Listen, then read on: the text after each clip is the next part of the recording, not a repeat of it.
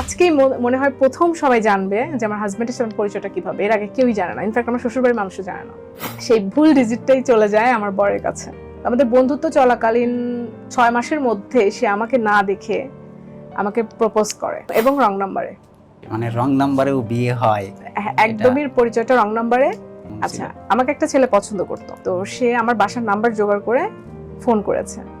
তো ওই ফোনটা ছিল আমার ফুপার গিফট, আমার ফুপা আমাকে দিয়েছিল, মানে আমাদের বাসার জন্য।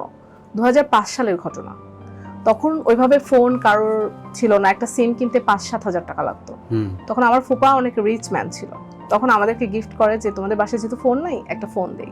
তো ফোনের সিস্টেমটা ছিল এরকম যে তোমার কোনো কল আসছে, সেটা যদি তুমি কাউকে আবার ব্যাক করো তাহলে পুরো নাম্বারটা আবার তুলে ব্যাক করতে হবে।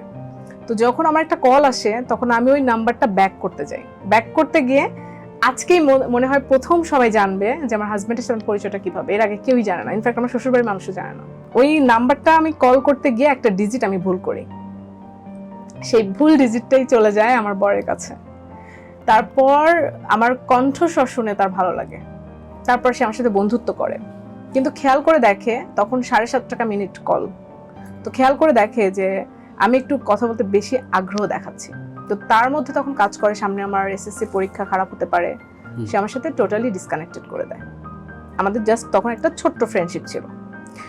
তারপর ওখান থেকে আমি তো দিনাজপুরে ছিলাম, দিনাজপুর থেকে পাবনা আসছিলাম এসএসসি পরীক্ষা দেওয়ার জন্য। পরীক্ষা শেষে আমার রেজাল্ট হওয়ার পরে আব্বু আবার সিদ্ধান্ত নিল যে আমাকে নিয়ে যাবে খাগড়াছড়িতে, যেহেতু আমার আব্বু ডিফেন্সে জব করেন। তারপর আমরা খাগড়াছড়ি চলে যাই। ওখানে যাওয়ার পর দেখি কোনো নেটওয়ার্ক নাই। তো যখন 2 বছর পর নেটওয়ার্ক আসে তখন আমার ওনার নাম্বারটা মুখস্থ ছিল। আমি তখন চিন্তা করি যে উনি তো আমাকে এভাবে করে ছেড়ে চলে গেছেন, আমি কি একটু ট্রাই করে দেখবো যে উনি এখন ওই ফোন নাম্বারটা ব্যবহার করেন কিনা। আমি কল করে ওনাকে পরিচয় দেই যে ভাইয়া আপনি কি আমাকে চিনতে পেরেছেন, আমি অমুক, আমি শম্পা।